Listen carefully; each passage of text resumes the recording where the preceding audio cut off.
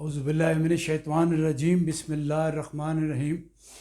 नाज़रीन मोहतरम, आप देख रहे हैं यूट्यूब चैनल सदाकत एट लॉ। मैं हूं मिर्ज़ा सदाकत Ali, advocate, supreme court of Pakistan. और आज की हमारी वीडियो और आज का हमारा लेक्चर जो है वो नहायत एक ख़ास और बड़ी अहमियत का हामिल ये मौजू है। ये मौजू है मिराजुल नबी का वाक़या। ये मिराजुल नबी का वाक़या इतना तवील है, इतना लंबा है कि इसको एक वीडियो में समाया नहीं जा सकता।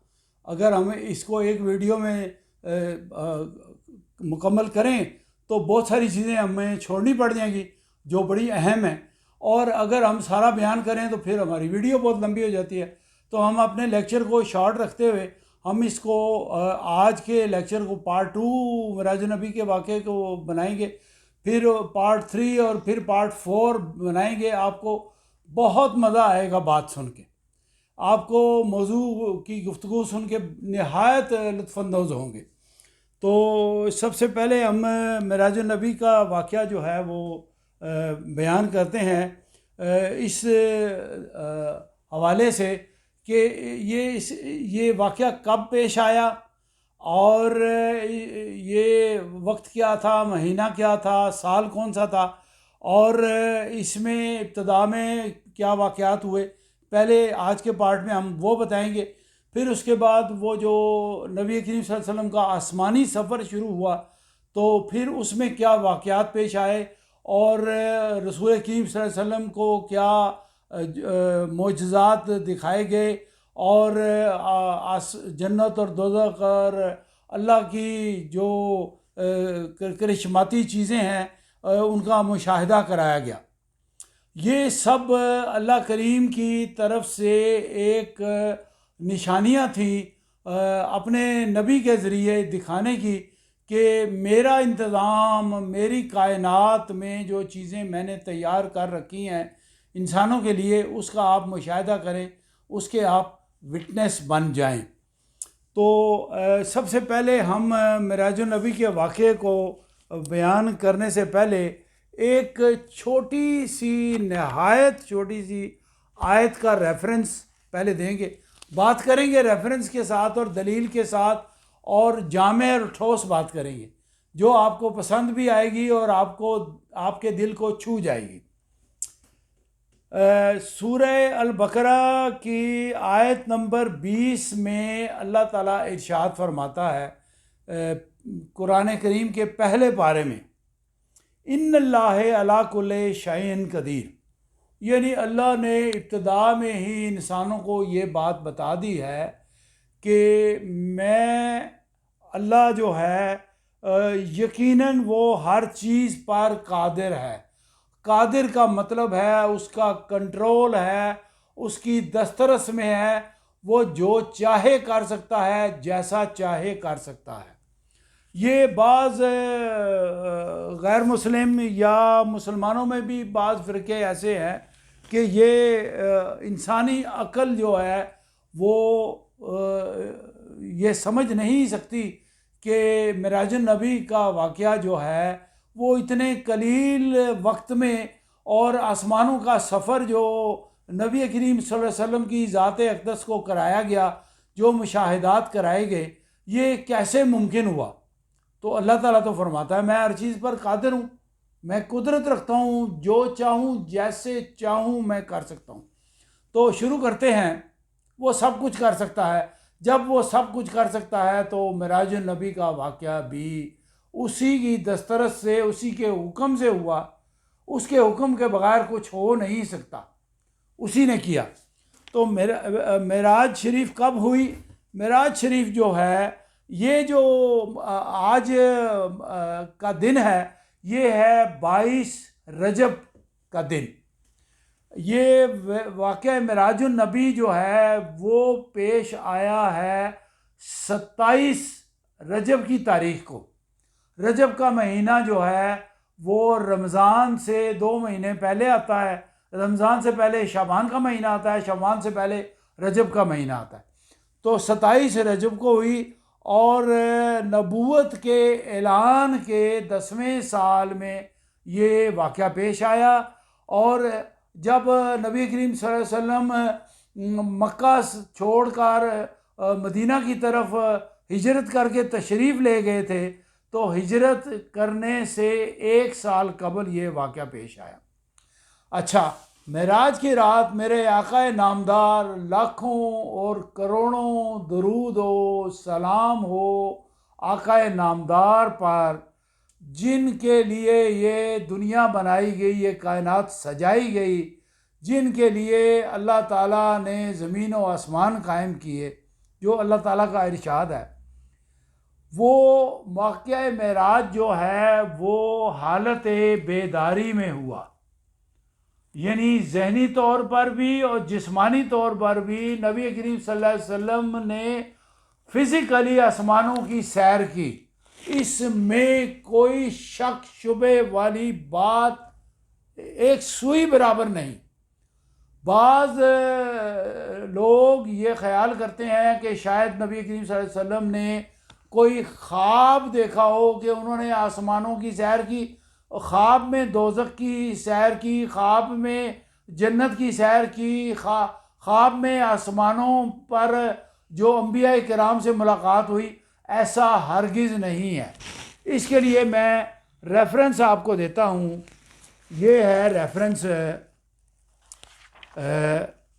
سورہ بنی اسرائیل کا، قرآن کریم کا پارہ نمبر 15 اور سورہ ہے بنی اسرائیل۔ بسم اللہ الرحمن الرحیم، میں وہ پڑھتا ہوں۔ سبحان الذی اسریٰ بعبدہ لیلا من المسجد الحرام الی مسجد الاقصی الذی بارکنا حولہ لنریہ من آیۃ انہ۔ پاک ہے وہ ذات جو لے گیا، اللہ سبحانہ تعالیٰ اپنے بارے میں فرما رہے ہیں، پاک ہے وہ ذات جو لے گیا ایک رات اپنے بندے کو مسجد حرام سے دور کی اس مسجد تک جس کے ماحول کو اس نے برکت دی، یعنی یہ مسجد اقصی کا حوالہ دیا جا رہا ہے تاکہ اس سے اپنی کچھ نشانیوں کا مشاہدہ کرائے۔ حقیقت میں وہی ہے سب کچھ سننے اور دیکھنے والا۔ اللہ تعالیٰ اپنے بارے میں فرماتا ہے کہ میں لے گیا نبی کریم صلی اللہ علیہ وسلم کو مسجد الحرام سے مسجد اقصی تک، اور پھر اس کے بعد آسمانوں کی سیر کرائی۔ اب اس کی ترتیب وار اس کا بیان کرتے ہیں۔ واقعہ معراج جو ہے وہ میں نے آپ کو بتا دیا کہ حالت بیداری میں ہوا۔ نبی کریم اس رات، معراج کی رات، اپنی پھوپھی ذات بہن کے گھر تشریف فرما تھے، اور رات کا تقریباً کوئی نصف شب کے بعد کا واقعہ ہے کہ حضور پاک صلی اللہ علیہ وسلم اپنی نیند سو رہے تھے، روٹین کی نیند میں سو رہے تھے، اور ایسا ہوا کہ اللہ تعالیٰ کے فرشتے جبرائیل علیہ السلام کے قیادت میں ام ہانی جو نبی کریم صلی اللہ علیہ وسلم کی کزن تھی، اور جن کے گھر میں وہ سو رہے تھے، بستر پر اکیلے سو رہے تھے، اور ان کے پاس تشریف لائے اور گھر کا چھت پھاڑ کر حضور پاک صلی اللہ علیہ وسلم کے پاس آئے، اور جبرائیل علیہ السلام نے اللہ تبارک و تعالیٰ سے فرمایا کہ یا رب، آقا نامدار تو سو رہے ہیں، میں نے ان کو جگایا، میں نے ان کو جھنجھوڑا یا ان کو چھوا تو یہ ڈسٹرب ہو جائیں گے، یہ بیدار ہو جائیں گے، یہ پریشان نہ ہو جائیں، تو میں کیا کروں؟ میں ان کو جگاؤں، بیدار کروں، ان کو تو لے کر جانا ہے، پہلے مسجد اقصی میں لے کر جانا ہے، اور پھر ان کو لے کر جانا ہے، آسمانوں کی سیر کرانی ہے۔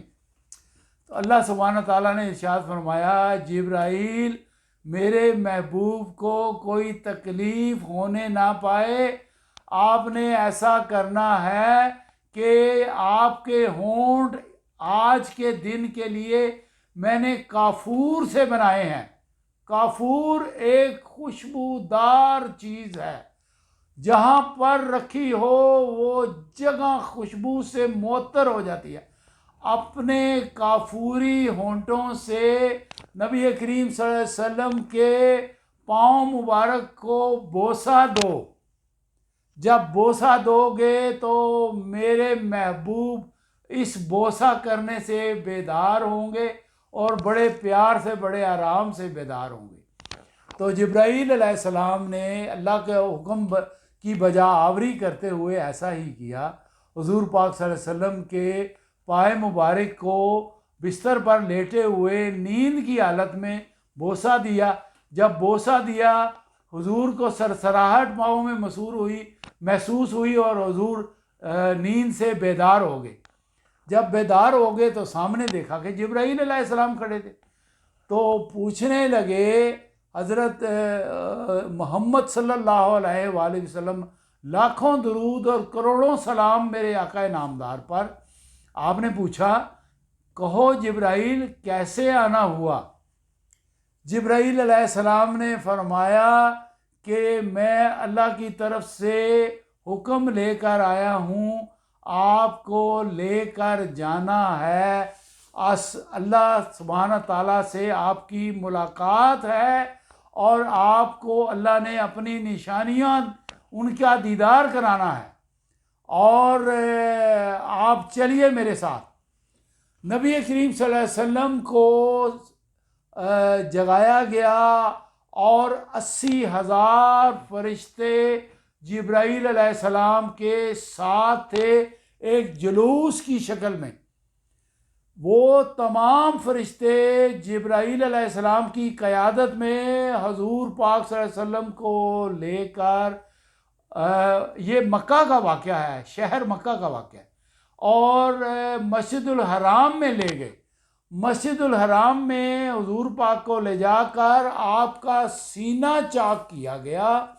آپ کے سینے کو چاک کرنے کے بعد آپ کے قلب اطہر کو آب زمزم سے دھویا گیا اور سونے کی ایک تشتری میں رکھا گیا، اور اس میں نور کی آمیزش کرنے کے بعد وہ قلب مبارک نبی کریم صلی اللہ علیہ وسلم کا دوبارہ سینے میں رکھ دیا گیا، اور پھر سینے کو بند کر دیا گیا، اور اس پاکیزہ حالت میں نبی کریم صلی اللہ علیہ وسلم کو پھر براق کی سواری دی گئی۔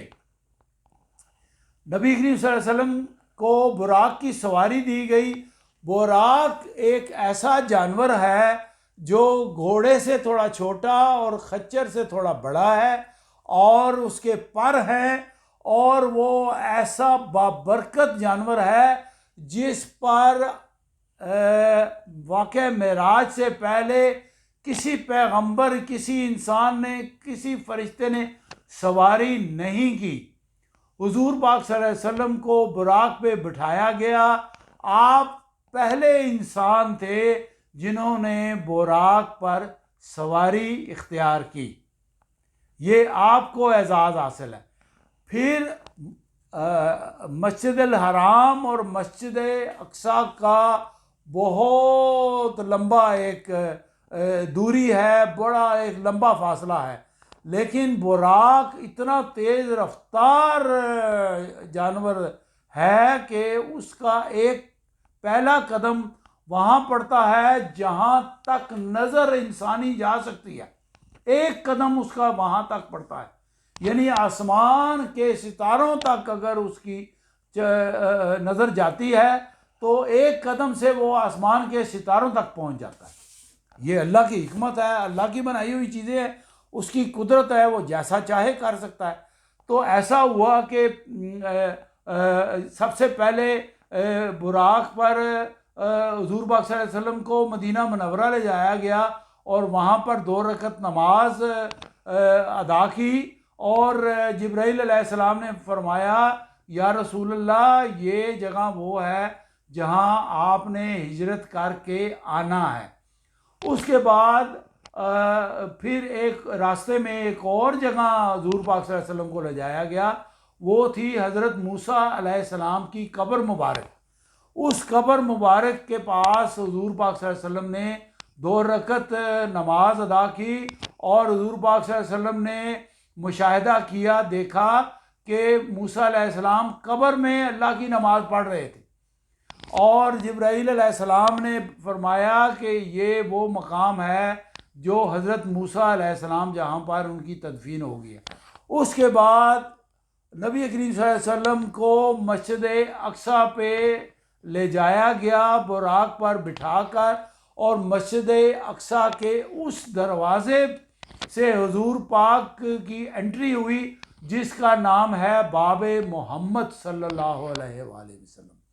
وہاں سے حضور پاک کی انٹری ہوئی، اور 1,24,000 اللہ کے پیغمبر جو تھے وہ حضور پاک صلی اللہ علیہ وسلم کا انتظار فرما رہے تھے، اور آپ کے سر مبارک پر امامہ باندھا گیا۔ وہ بڑا خاص امامہ تھا جو جنت سے لایا گیا تھا، اور حضرت آدم علیہ السلام کی پیدائش سے 7,000 سال قبل وہ امامہ تیار کیا گیا تھا۔ اللہ نے تیار کروایا تھا کہ یہ میرے محبوب نے سفر معراج پر یہ پہن کے آسمانوں کی سیر کرنی ہے۔ پھر جبرائیل علیہ السلام نے وہاں پر اذان دی مسجد اقصیٰ میں، اور حضور پاک صلی اللہ علیہ وسلم نے مسجد اقصیٰ میں 2 رکعت نماز نفل ادا کیے اور امامت کرائی۔ تمام انبیاء کرام نے 1,24,000 اللہ کے پیغمبروں نے جو ہے وہ حضور پاک کی امامت میں نماز ادا کی، اور اس کے بعد حضور پاک صلی اللہ علیہ وسلم کا آسمانی سفر وہاں سے شروع ہوا، اور پھر پہلا آسمان، دوسرا آسمان، تیسرا آسمان، اس طرح 7 آسمانوں پہ گئے، پھر سدرۃ المنتہا پر گئے۔ یہ باقی تمام باتیں جنت اور دوزخ کی اور اللہ سبحانہ تعالیٰ سے ملاقات کی باتیں، یہ ہم پارٹ 3 میں آپ کو بتائیں گے۔ آج کے لیے اتنا ہی۔ یہ انتہائی خوبصورت واقعہ ہے حضور پاک صلی اللہ علیہ وسلم کی زندگی کا، اور مسلمانوں کے لیے اتنی تمازت کا، اتنی خوبصورت باتوں کا یہ مشاہدہ ہے، اتنی خوبصورت باتوں کا یہ بیان ہے کہ اس سے خوبصورت بات کوئی اور ہو نہیں سکتی۔ اللہ تعالیٰ نے اپنی کرامات اور اپنے جلوے اور اپنی تخلیقات اور اپنے معجزات کا مشاہدہ نبی کریم صلی اللہ علیہ وسلم کے ذریعے پہنچایا، اور پھر نبی کریم صلی اللہ علیہ وسلم نے واپس آ کر وہ واقعہ سارا بتایا۔ ہم آسمانوں کی سیر، جنت دوزخ کی سیر، اور اللہ پاک سے جو ملاقات کا حضور کا جو معاملہ ہے، اس پر مزید ڈسکس کریں گے پارٹ 3 میں۔ آج کے لیے اتنا ہی، آپ سے اجازت لیتے ہیں۔